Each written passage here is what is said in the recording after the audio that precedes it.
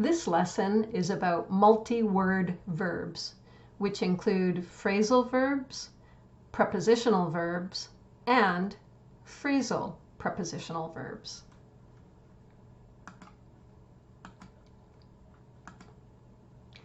Multi-word verbs have a main verb and one or more prepositions. So here's an example, dressed up. So dressed is the main verb and up is the preposition. He dressed up for his job interview. And what that multi-word verb means in this sentence is he put on nicer clothes than he usually wears for his job interview. Here's another example of a multi-word verb, picks up. Picks is the main verb and up is the preposition. He picks up his kids every day. So what makes multi-word verbs really challenging is that they are like idioms. And what I mean when I say that is that the meaning of the words together is different from the meanings of the individual words. So if you look up the word picks in the dictionary, it's probably going to say it means chooses, as in she picks the clothes she wants to wear the next day before she goes to bed. It means she chooses the clothes that she wants to wear. The preposition up means a higher position, because prepositions tell us place or time. So if you combine those two meanings together, it's going to mean something crazy like this picture on the right. He chooses his kids from a higher position every day. So I think probably most of you know the meaning of this multi-word verb. What it means is he gets them in the car. He gets his kids in the car, not he chooses them from a higher position. So that's the challenge with multi-word verbs, is learning what the meaning of the words are together rather than separately. The other challenge with multi-word verbs is that they usually have more than one meaning. They usually have lots of different meanings. So just with that one multi-word verb pick up, here are some of the many different meanings. She picked up her eraser after it fell on the floor. There, picked up means lifted it with her hand. They are picking up their friends at the airport right now. There it means getting them in a car. Business picked up after the pandemic ended. That means it increased. She never picks up her phone. It means she never answers her phone. He picks up girls easily at nightclubs because he is a good-looking guy. There it means he attracts girls easily. The police picked him up for dealing drugs. There it means they arrested him. She picks up languages quickly. That means she learns languages quickly. After the break, the teacher will pick up the grammar lesson where she left it. There it means continue. And kids often pick up viruses at daycares. There, pick up means catch. So that's a real challenge, right? Learning so many different meanings for one multi-word verb. So what I encourage you to do is to really immerse yourself in the culture that you're living in, because you need to know what the meanings are for the place where you live. So the multi-word verbs that we use in Canada are going to be different from the multi-word verbs that they use, say, in the UK or Australia. They are very specific to the cultural situation. So you need to watch movies. You need to spend lots of time with native speakers. You need to do a lot of reading. Social media is good for understanding multi-word verbs because you need to have a context. The meanings change depending on the environment that you're in, and the best way to learn them is by spending more time in those culturally specific environments. And in case you hadn't noticed, we can use multi-word verbs in any tense. So picked up, that's past tense. So the main verb has an ed. Pick up, that's present tense. The subject is kids, so we're using the base form of the verb there. There are three types of multi-word verbs. There are phrasal verbs. So pick up is an example of a phrasal verb. Prepositional verbs. Listen to is an example of a prepositional verb, as in she listens to music all the time. And phrasal prepositional verbs, like look forward to. So now let's go through these different types one by one. The main thing to remember about phrasal verbs, the first type of multi-word verb we're looking at, is that they can be separated with a pronoun. In fact, they must be separated with a pronoun if you're using a pronoun. So he picks up his kids. We're using just the regular noun in that sentence.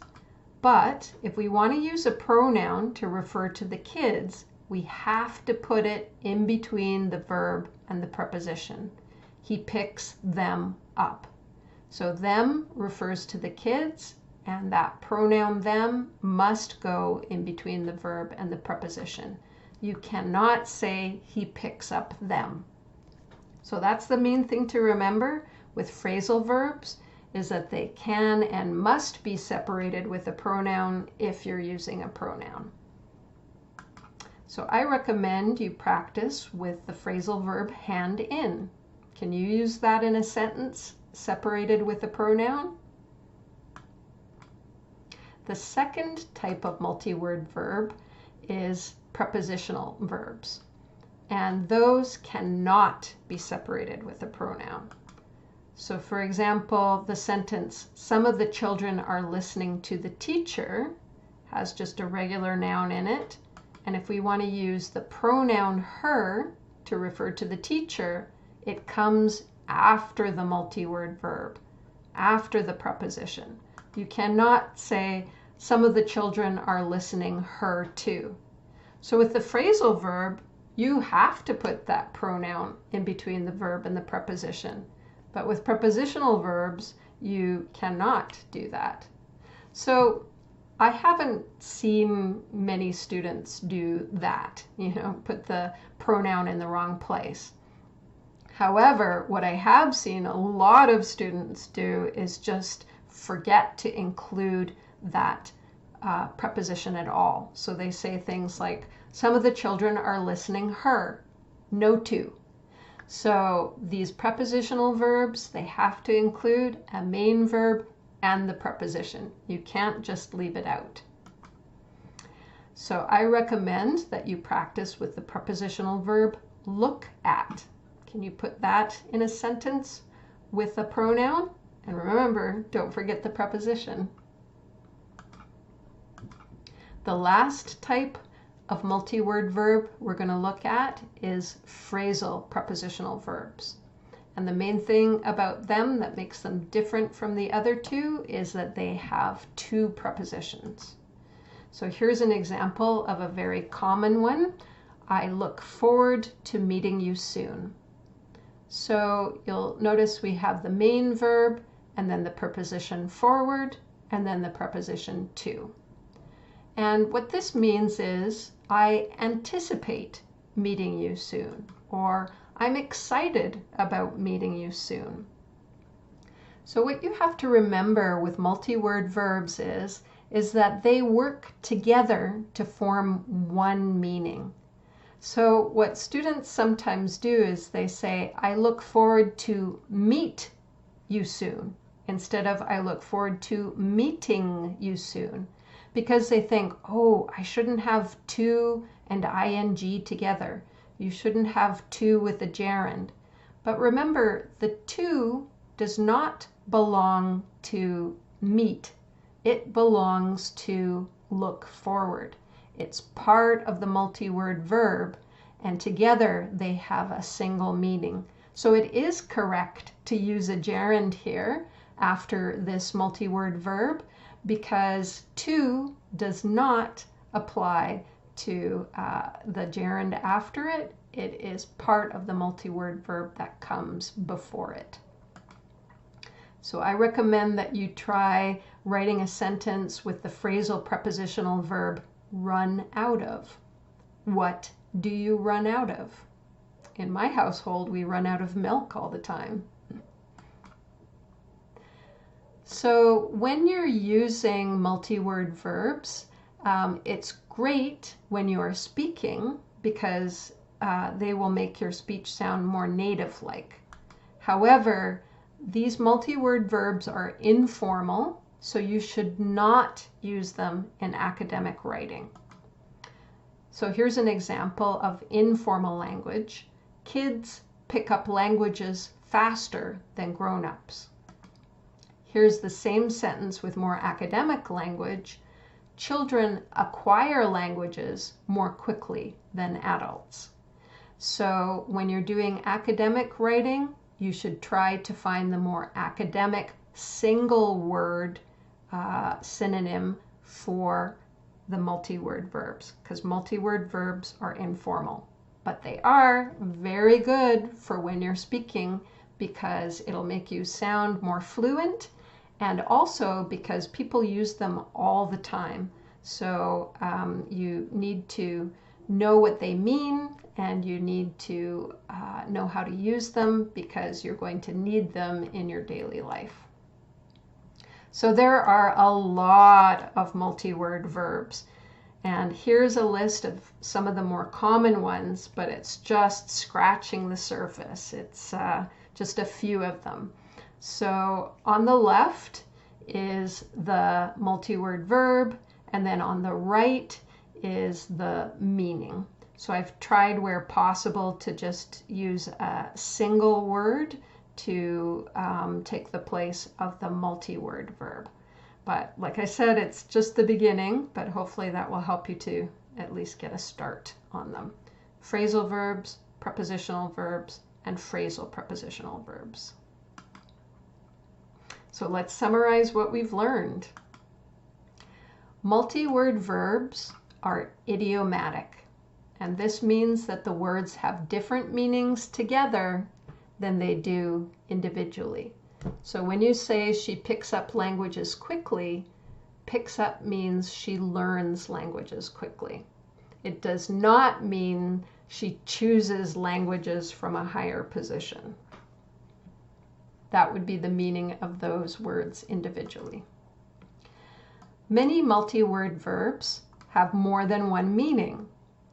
For example, the teacher picked up the lesson in the same place means she continued the lesson. He picked up the phone means he answered the phone. There are 3 different types of multi-word verbs: phrasal verbs, prepositional verbs, and phrasal prepositional verbs.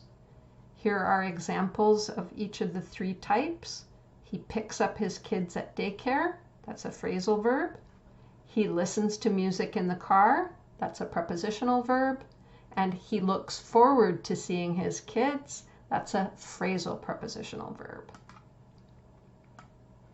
We must separate phrasal verbs with a pronoun when using a pronoun. So it's correct to say he picked up the kids at daycare. Fine, no problem. We're just using the plural noun there. But if we want to use a pronoun to refer to the kids, we have to put it in between the verb and the preposition. He picked them up at daycare. You can't say he picked up them at daycare. We cannot separate prepositional verbs with a pronoun. So it's the opposite for them.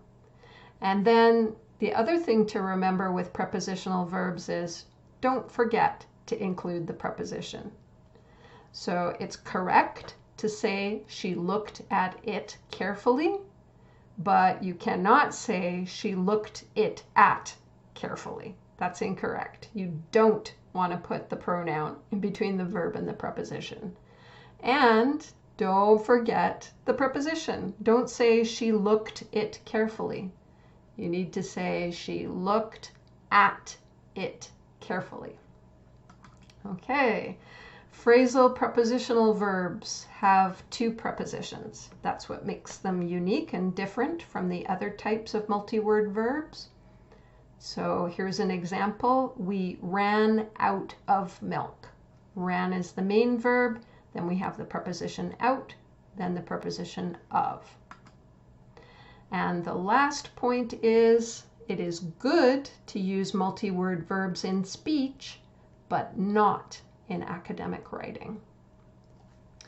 Okay, so I think my main takeaway advice here is that you really need to spend a lot of time with native speakers and try to really learn a lot about the culture you're living in order to use multi-word verbs correctly.